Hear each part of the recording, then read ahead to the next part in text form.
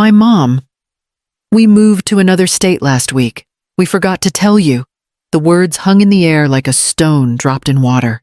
5 seconds passed before I could even breathe. My fingers were frozen over the phone. I wanted to say everything and nothing all at once. Instead, I swallowed hard and spoke in the calmest voice I could summon. "It's fine, sweetheart. Good luck." I hung up and sat in silence, the weight of the call pressing against my chest. Then, as if guided by some instinct I had spent decades sharpening, I opened my laptop, the one I had bought myself after my retirement, insisting it would help me stay connected, even though the years had made me feel less relevant. My name is Maris Alden. I am 65. The screen glowed in the dim kitchen light, but my mind was elsewhere. Memories of long nights helping Emily with homework, of birthday cakes baked while juggling overtime at the hospital, came flooding back. All the sacrifices I had made, the savings I had poured into her future, suddenly felt fragile, as though someone had slowly chipped away at them over the years. I opened my email and typed Jordan Klein's address, my lawyer who had guided me through every major decision since my husband passed 10 years ago. I attached a folder, carefully built in secret over months, a file that chronicled every document, every transaction, every subtle slight that had been pushed aside as normal family disagreements. Loans signed under pressure, expenses I covered thinking I was helping, and legal nuances I barely understood, all were carefully compiled. My hands trembled as I hit send. A quiet click closed the connection, leaving me alone with the hum of the refrigerator and the faint aroma of coffee from the morning. For years, I had chosen love over dignity, swallowed offenses, justified the unjustifiable. But this moment was different. This was a line drawn. I leaned back in my chair, feeling both exhaustion and an unexpected spark of resolve. Emily's voice had been distant, almost mechanical, as if she were reading from a script someone else had written for her. That small admission, that casual forgetfulness, was the culmination of months, maybe years, of being invisible in my own family. I pressed the laptop closed, took a deep breath, and glanced toward the stack of papers I had been organizing for weeks. It was time to face the reality I had been preparing for quietly, meticulously. Time to let the file speak. And in that moment, I knew that nothing would ever be the same. I remember the nights I stayed awake by Emily's bedside when she had pneumonia at 7. I rubbed her back, counted her breaths, whispered, "Mom's right here." I was 29, barely settled into my life after Greg passed. And suddenly it was just the two of us against the world. "Mom, I'm scared," she whispered one night, her small hand clutching mine. "I know, sweetheart. I know," I said, pressing a kiss to her damp hair. "But you're strong. You've always been strong." Those were the moments that built us. The quiet hours between hospital monitors and textbooks, where I learned her favorite lullabies, and she learned my face would always be a safe harbor. I sold my grandmother's jewelry to pay for her first year at the university, while juggling 2 jobs just to keep our apartment warm and lights on. Every cent, every hour, every tired sigh was for her. She used to run to me after school, eyes sparkling, and say, "Mom, you're my favorite person in the whole world." "I'm your only person," I replied, smiling through exhaustion. In those days, the world outside Portland didn't matter. Her laughter in the kitchen while we baked chocolate chip cookies, the way she tucked her hair behind her ears when she read aloud to me, those small joys anchored me. I dreamed of sending her off to college, of seeing her succeed, of finally catching a breath for myself. And yet, somewhere along the way, the closeness slipped. Phone calls became shorter. Questions about my life were brushed aside. Plans I made with love were now too much or unnecessary. I remember one evening when I offered to help with her homework over the phone. "Mom, I got it." she said, voice clipped. I'm fine. Her tone stung sharper than any harsh word ever could. I held the phone longer, listening to silence that had replaced conversation. It was the first time I realized love could shift without warning. Become distant, unrecognizable. I pressed my palms to my face, feeling the weight of years, my sacrifices, and the unspoken resentment that had built between us. How did we go from laughter and trust to this quiet separation? And that distance, that silence is what made, and that distance, that silence, made Emily's call today cut the deepest. Emily called me one evening, excitement in her voice. Mom, I met someone. His name's Ethan. He's amazing. He works in finance and he's so ambitious. I smiled, though a small knot tightened in my stomach. That's great. Honey, sounds like he has big plans. Oh, he does. He says I should think bigger, aim higher, not just stay in Portland forever. He's helping me see opportunities I wouldn't have noticed. Her voice was full of energy, almost too polished. I hesitated.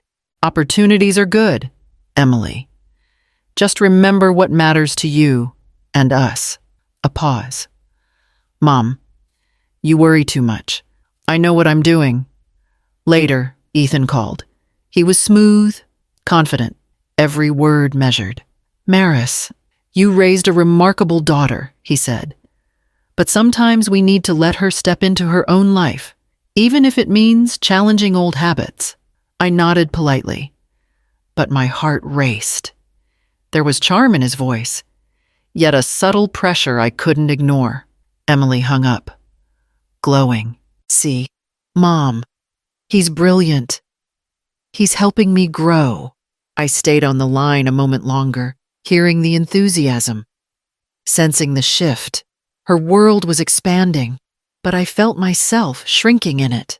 Emily appeared at my apartment one Saturday afternoon, radiant, clutching a stack of documents. Mom, I need your help with these.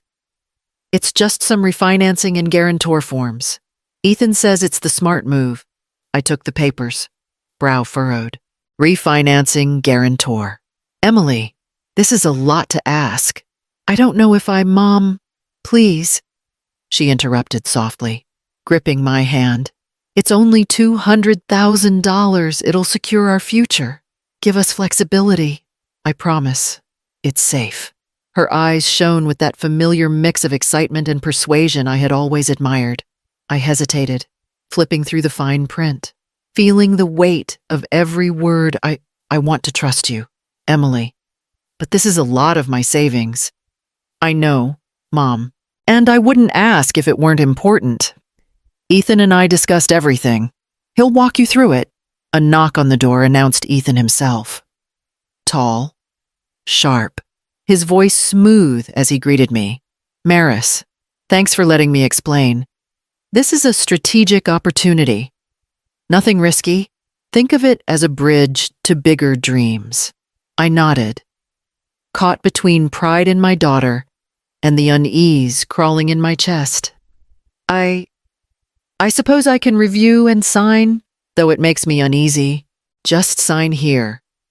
Here and here, he said, guiding my pen with practiced ease. We'll handle everything else. You're doing the right thing. Emily squeezed my shoulder. See, Mom, nothing to worry about. You're helping me. Helping us. I signed, each stroke a small tremor of doubt. I tried to push the unease aside, telling myself that this was trust, that I was supporting the daughter I loved. Later, I sat alone, staring at the stack of signed forms. My hand lingered on the top page. The excitement in Emily's voice still echoed, but so did a whisper of warning in my mind.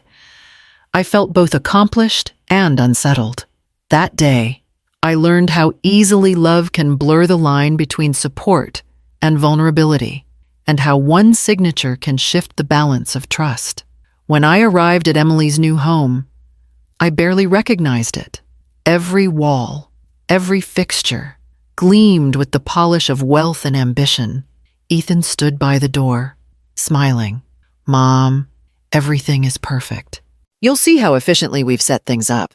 I stepped inside cautiously, carrying a basket of linens. Emily appeared behind him, bright and eager. "Mom, we saved a space for you," she said, gesturing to a tiny room at the end of the hall. The bed barely fit, and the window looked out onto the side of the garage. I forced a smile. "It's cozy, just for a little while," Emily added. "Until everything else is ready. You'll have your own bathroom eventually. Don't worry." I placed the linens on the bed and noticed the rules posted on the fridge: kitchen hours 8 a.m. to 5 p.m. Only use the dishwasher after 5 p.m. Guests allowed with 24-hour notice, laundry Tuesdays and Fridays only. My pulse quickened. Ethan's voice followed me as I unpacked. "We just want everyone to live efficiently. These aren't rules against you, Maris. They're for the house." "I understand," I said softly, though the tightness in my chest betrayed me. Emily patted my shoulder. "See, Mom, you'll get used to it. It's all for the best. We're building something amazing here. Together."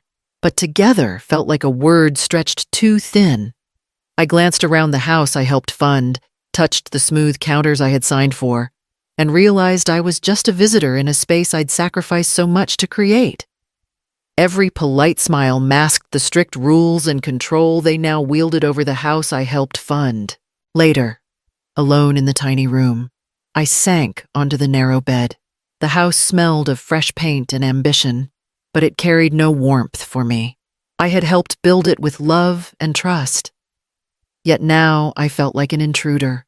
That night, I understood how a home, paid for with your own hands and heart, could become the place you feel most invisible. I returned to my apartment that afternoon, carrying the last of my things from my old kitchen. The mailbox was stuffed with envelopes, many addressed in Emily's neat handwriting. One caught my eye thick, official, with my name printed in bold. I tore it open carefully. $200,000 owed, I muttered, my hands trembling. My pulse raced as I rifled through the stack: unpaid property taxes, loan notices, statements for accounts I didn't recognize. Each envelope made my stomach twist tighter. I dialed Don Mauricio immediately. "There's something wrong," I said when he answered. "These are all in my name, but I don't calm down." "Maris," he said. His voice was steady, but I could hear the tension behind it. "Send me copies. I'll review everything." I gathered the notices, snapping photos, scanning what I could. Emily called while I worked. "Mom, are you okay? That looks intense." "Intense doesn't cover it." "Emily, why are these loans and taxes in my name?" My voice shook. Ethan said it was standard paperwork, but even then, I hadn't authorized any of it, she said brightly, unaware of the storm in my chest. I hung up and continued sorting. Transfers, payments, guarantees all tied to me, all without my consent. Don Mauricio called back within the hour. "Maris, this is serious." He said, "Your name is being used as collateral. These are debts, not just paperwork. They're using your credit, your assets." I sank into my chair, gripping the edges of the table. Betrayal burned hotter than I expected.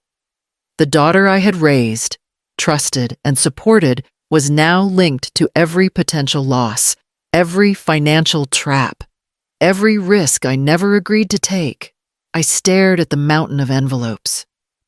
The proof of everything they thought I wouldn't notice. Every letter was a reminder of how far they'd gone, how they had exploited the love I gave freely. And in that quiet apartment, with the afternoon light casting sharp lines across the floor, I realized something. I realized I would have to fight to reclaim my name, my assets, and my dignity. Somewhere between anger and disbelief, Determination settled in. The mother who had given everything would not allow herself to be erased. Not now. Not ever. I spent evenings alone in my small study, the apartment silent except for the hum of the laptop. Emily and Ethan thought I was resting, complying with their rules. But I was gathering everything: statements, emails, loan agreements, even photos of receipts they assumed I'd forgotten. The doorbell rang one afternoon. Jordan Klein, a sharp-eyed attorney I'd been referred to by Don Mauricio, stood there, briefcase in hand. "Maris, thank you for seeing me," he said, shaking my hand firmly. "Call me Maris," I said, motioning him in. "I think you'll want to see everything." We sat at the kitchen table. I spread out the documents slowly, deliberately. All of this is connected to my daughter and her husband. They've used my name, my assets, and my credit without my consent. Jordan's eyes narrowed as he flipped through the papers. "You've documented everything meticulously. This is a strong foundation." I nodded, trying to hide the tension in my hands. "They think I don't notice, that I'm too old to fight. Age doesn't matter," Jordan said quietly. "Truth and evidence do. And you have both." As he left, the weight on my shoulders lifted slightly, but the file sat open on the table. Every page a reminder of betrayal, every page a promise that I would no longer be silent. The phone rang just as I was finishing tea. Emily's name flashed across the screen. I took a deep breath and answered. "Mom, we moved to Boise last week," she said, her voice light, almost rehearsed. "We forgot to tell you." I froze for 5 seconds, letting the words sink. "It's fine, sweetheart. Good luck," I said evenly, hanging up before she could add another excuse.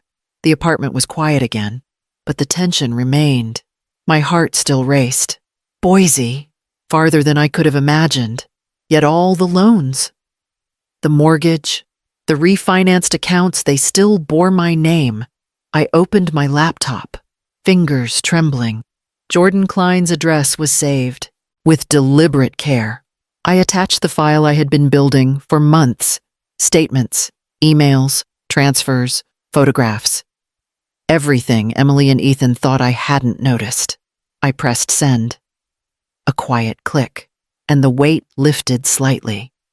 The file was in the hands of someone who understood the truth, someone who could act. No more pretending, no more silently covering for them without acknowledgement. Boise might have seemed like a fresh start, a chance for them to avoid facing their misuse of my assets. But I had the evidence, the law, and the patience to ensure distance did not equal impunity. The courtroom was quiet when we arrived, the air thick with expectation. Jordan Klein gave me a reassuring nod. "Stay calm, Maris. We have everything," I nodded, clutching my briefcase. The file inside heavy with months of evidence.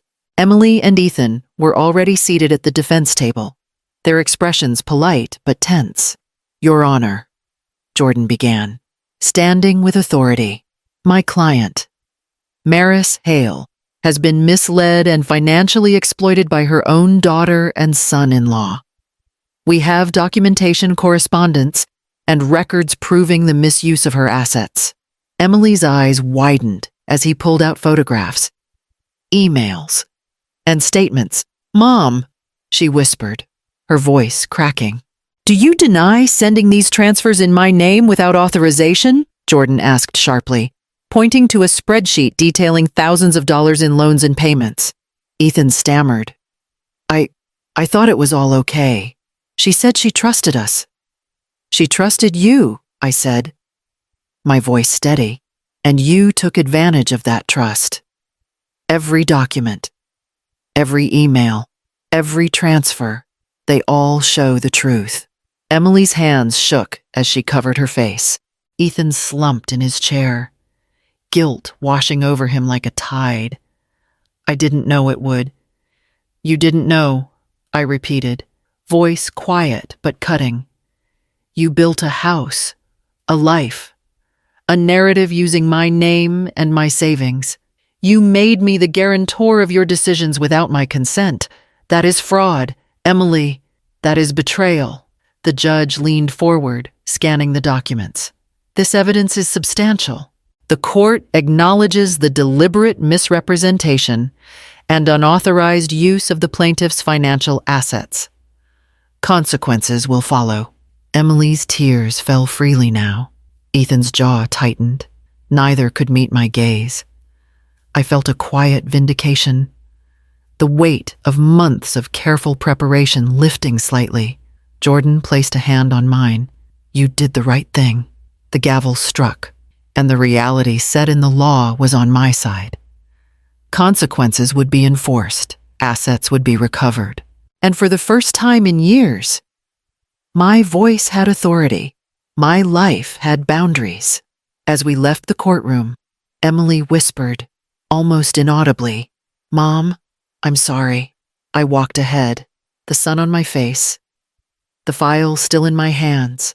Words were not enough to repair trust, but justice had finally spoken.